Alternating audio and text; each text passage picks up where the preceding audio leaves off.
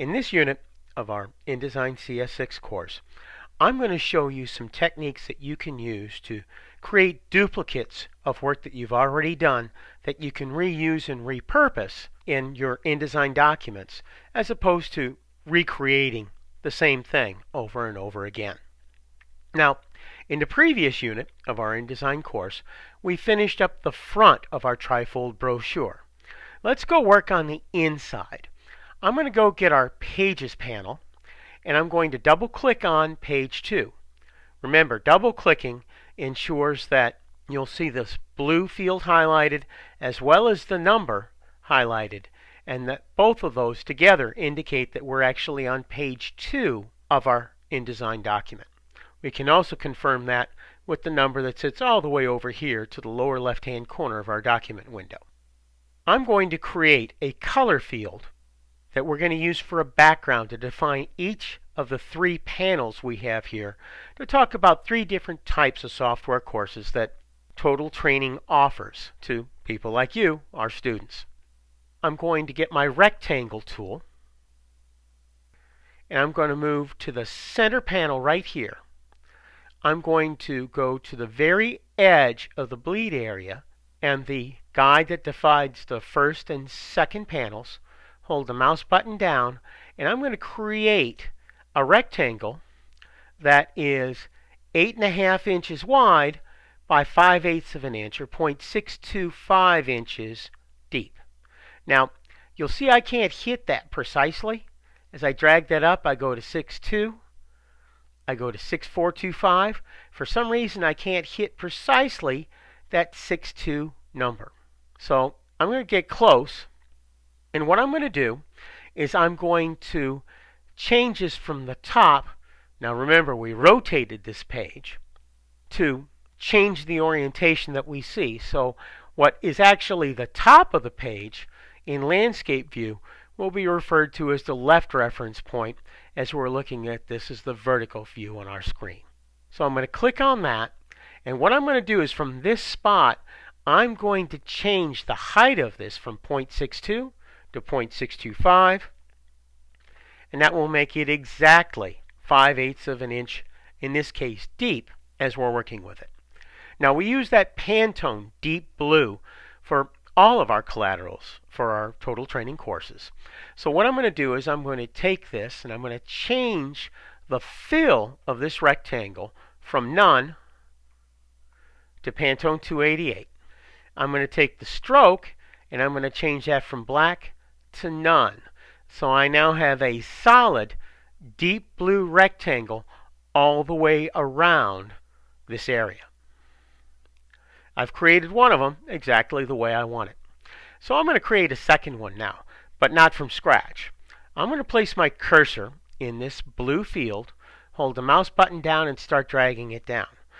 As I drag that down, I'm going to hold down the Option key. And what that does, that creates a copy of this. If you're working on a Windows PC, you'd actually take this and hold down the Alt key to do the same thing I'm doing right here. So by holding down the mouse button and the Option key on the Mac, or the Alt key if you're working on a Windows PC, this actually allows me to drag this down, okay, and create a copy of the original element. I'm going to release the mouse button, and there's my second blue field. Now to do this just one more time to show how it works, I'm going to go to this bottom field that I have selected. I'm going to hold the mouse button down, and then I'm going to hold down the Option key. If you're working on a Windows PC, you want to grab that Alt key. And I'm going to drag this up to the top. But this time I'm going to hold the Shift key. As I hold the Shift key, I can only drag this horizontally, like so, vertically, like so, or if it can't figure out which one of those, I can bring it out at exactly diagonal 45-degree angles. But in this case, I actually want to bring that up vertically. So I'm going to hold the Shift key down and the Option key, and I'm going to drag this all the way up to the top of my trim area, just like so. Release the mouse button, and there's my third color field, one defining each one of these 3 separate panels. Now for the top one, I want to allow a bleed area, so I'm actually going to alter that by going to this top center anchor point, holding the mouse button down and actually dragging that up a little bit higher to the very edge of my bleed box. So that's one way I can take a graphic element that I've built and I can duplicate it so I don't have to keep recreating it. I can hold down the Option or Alt key, depending if I'm on the Mac or the PC, and drag with the mouse button, and it will create a copy of whatever the original element was that I'm moving. I'm going to show you another way we can work with that, but first I've got to place something. So I'm going to go Command D to select the File Place menu command, Control D if you're on a Windows PC. And what I'm going to do is I'm going to go down to the bottom of these files that we have selected, and I'm going to select the Total Training Icon Character Reverse.eps file. As I double click on this, what that's going to do is it's going to allow me to place that little logo. Now you can't see it right here because it's a white graphic on a white background. So I'm going to take this, I'm going to move it over into this blue color field at the top. So I'm actually placing this 1/8 of an inch down and 1/8 of an inch in from the upper left-hand corner of the page. And when I release the mouse button, there's my little Total Training logo. Now I'm going to place a second one and a third one right down here, just like so. So what I'm going to do is I'm going to click on this. I'm going to go Edit, Copy, or I could have just used the keyboard shortcut Command-C on the Mac, Control-C on a Windows PC.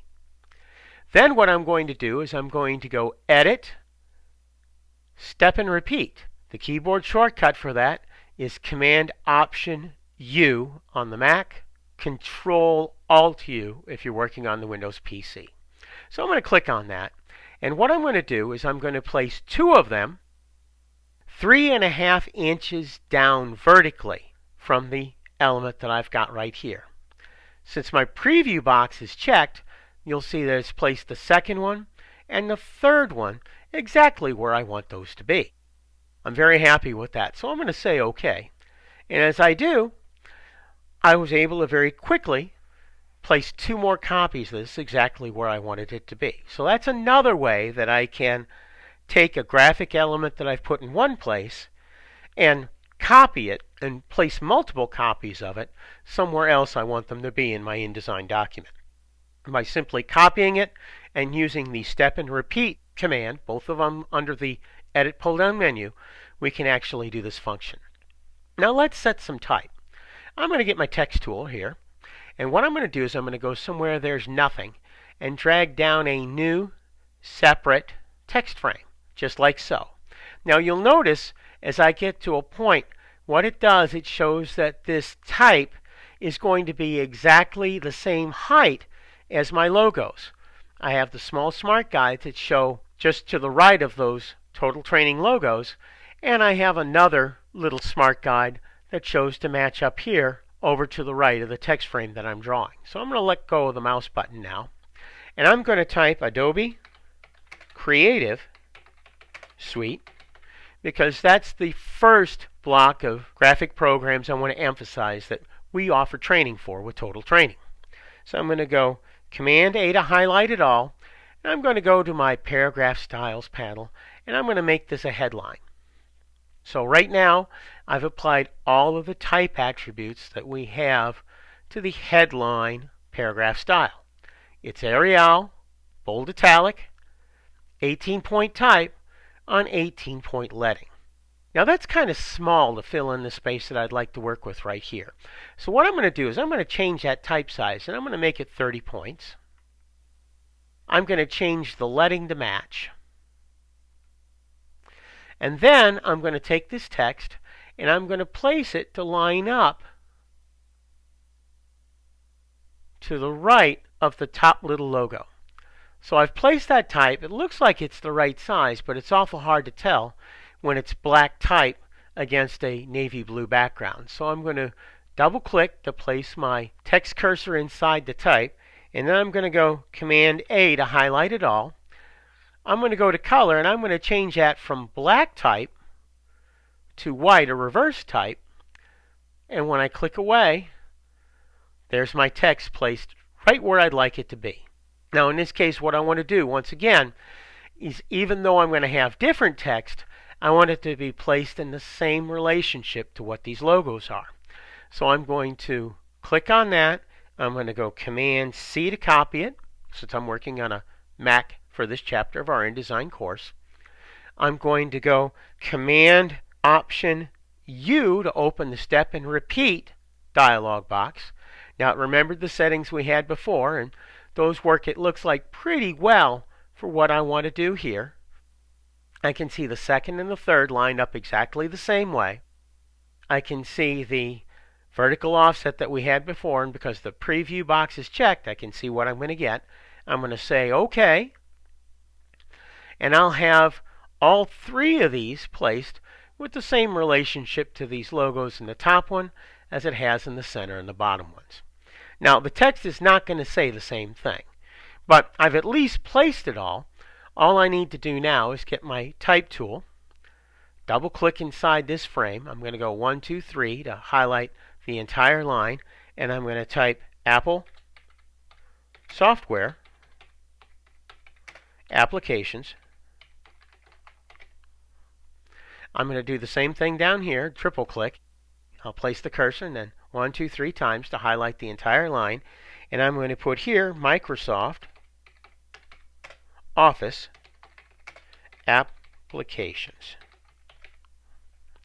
So very quickly what I could do was I could take recurring elements and place them very quickly and very easily working with Adobe InDesign.